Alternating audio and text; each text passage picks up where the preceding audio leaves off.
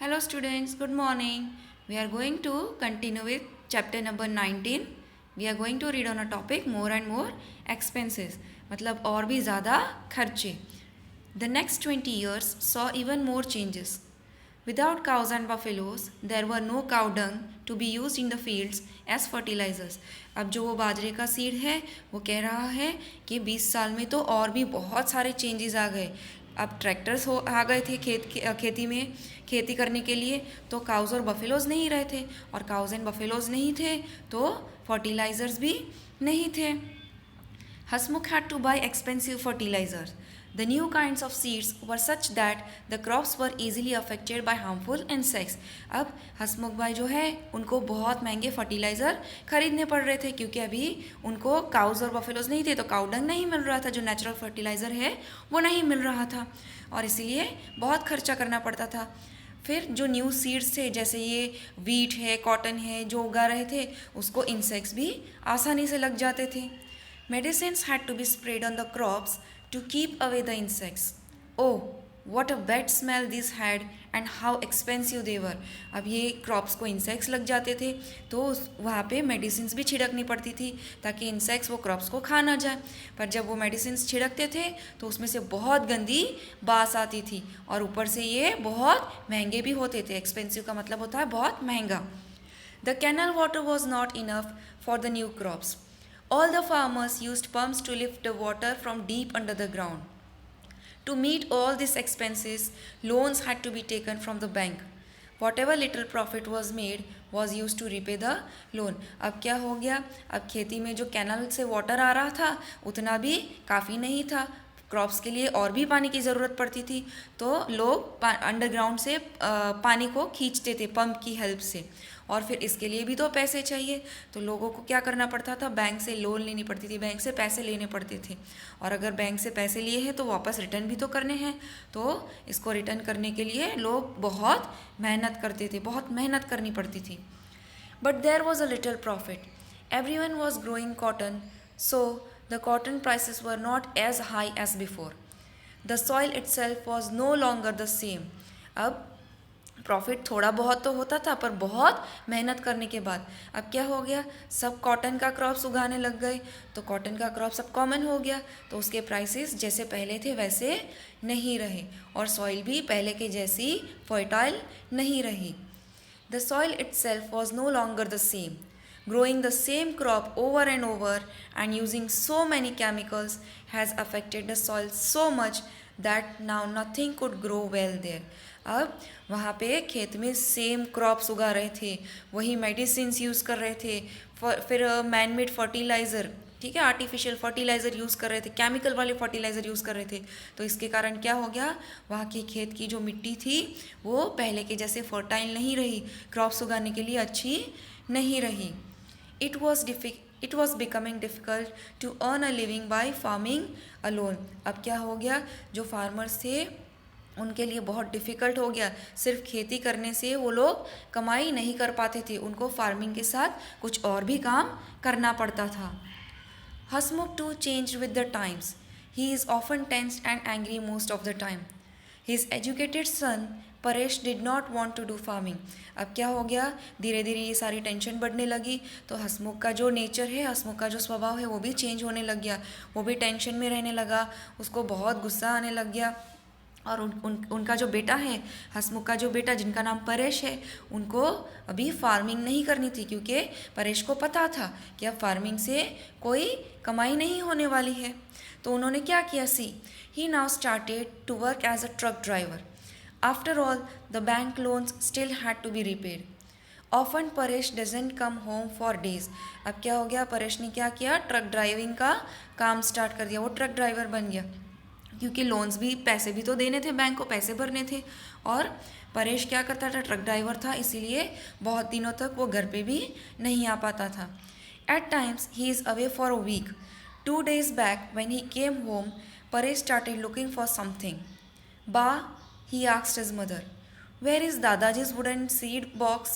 फिर बहुत बार ऐसा भी होता था कि वो 1 वीक तक भी घर पे नहीं आता था। परेश 1 वीक तक घर पे नहीं आता था। फिर एक बार 2 दिन के बाद परेश जब घर आया तो अचानक से वो परेश ने पूछा, उसकी मम्मी को कहता है, बा कि दादाजी का जो लकड़े का बॉक्स था वो कहाँ है?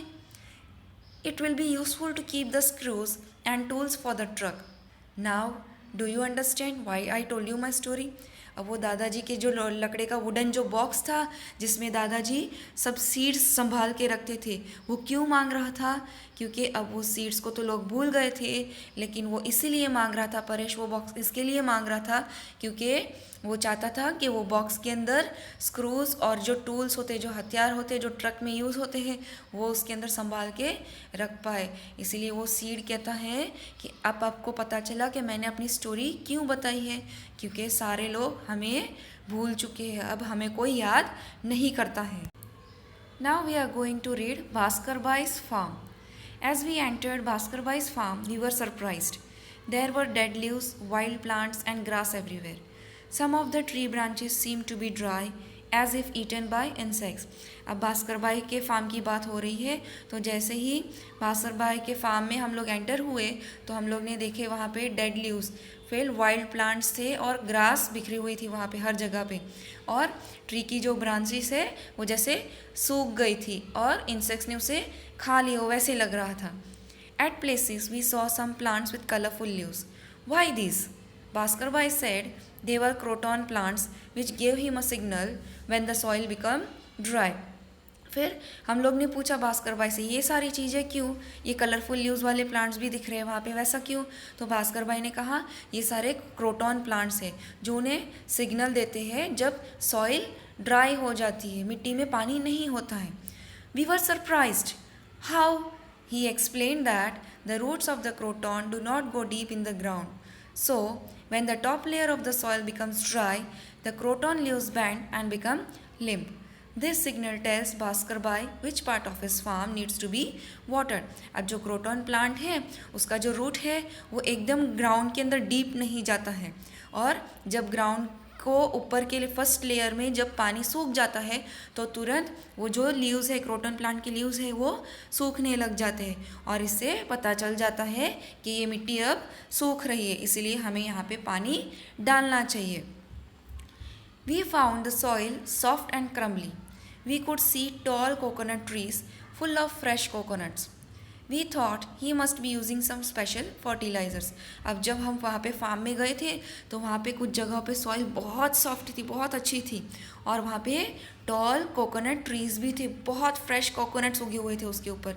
तो हम लोग को लगा कि भास्कर भाई कुछ स्पेशल फर्टिलाइज़र यूज़ करते होंगे इसको उगाने के लिए। भास्कर भाई said he does not buy fertilizer made in factories. His soil is fertile because of all the dried leaves which slowly rot and mix with it. He dug the soil a little and told us to look. We saw thousands of earthworms. अब भास्कर भाई ने कहा कि मैं कोई भी fertiliser use नहीं करता, मैं सिर्फ जो ड्राई लीव्स होते हैं वो रहने देता हूँ मिट्टी के साथ, अपने आप रॉट हो जाते हैं और सड़ जाते हैं, रॉट होना मतलब सड़ जाते हैं और मिक्स हो जाते हैं, नेचुरल फर्टिलाइज़र बन जाता है अपने आप। और फिर उन्होंने हमें कुछ दिखाया, क्या दिखाया? तो थोड़ी सी मिट्टी निकाली और हमें दिखाया वहाँ पे बहुत सारे thousands of earthworms थे। These are my soil's best friends, he said.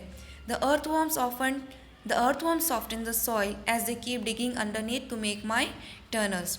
This way, air and water can easily get into the soil. The earthworms also eat the dead leaves and plants, and their droppings fertilize the soil. अब उन्होंने दिखाया वहाँ पे बहुत सारे thousands and thousands of earthworms थे। वो कहते हैं कि earthworm हमारे बेस्ट फ्रेंड है क्योंकि वो भी सॉइल को डिगिंग करने में हेल्प करते हैं।